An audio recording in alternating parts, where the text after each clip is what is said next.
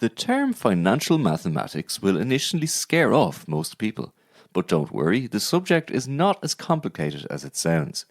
Mathematics, which deals with money, for example finances, is a very broad field and consists of many small subject areas.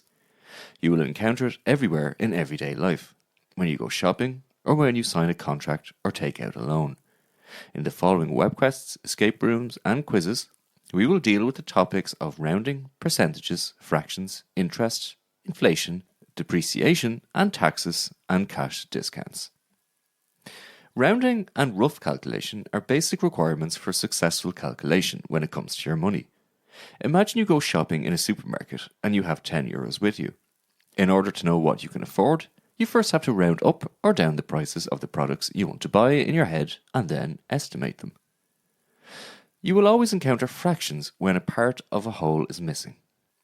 In the context of money, you could say that fractions always go hand in hand with percentages.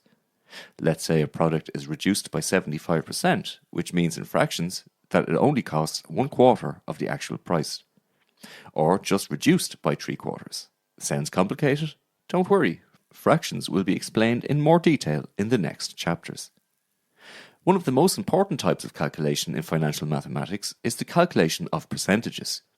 No matter whether it's about discounts in the supermarket, accruing interest, or simply the direct comparison of products, percentage calculations will always and everywhere cross your path as soon as you have to deal with money. Interest calculation is very closely related to percentage calculation. You can use interest calculations to work out how much money is given to you by a savings account or how much an installment payment for a new cell phone actually costs you. Interest is the price you pay for borrowing money. The amount of interest depends on the agreed interest rate. The interest rate is usually represented by the percentage sign, where percent means out of 100. It indicates how much interest is charged on the amount invested or borrowed. Inflation means that products become more and more expensive. This happens when people have more money than there are goods.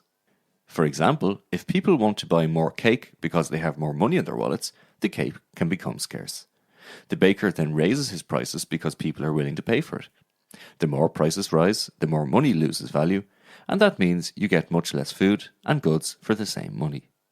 That's why people want more wages, so that they can buy more again.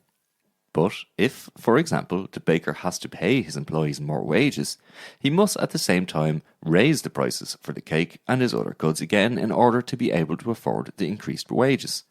This creates a vicious circle. Loss of value of new goods, on the other hand, is something different. It is about items losing a lot of value as soon as you buy them new.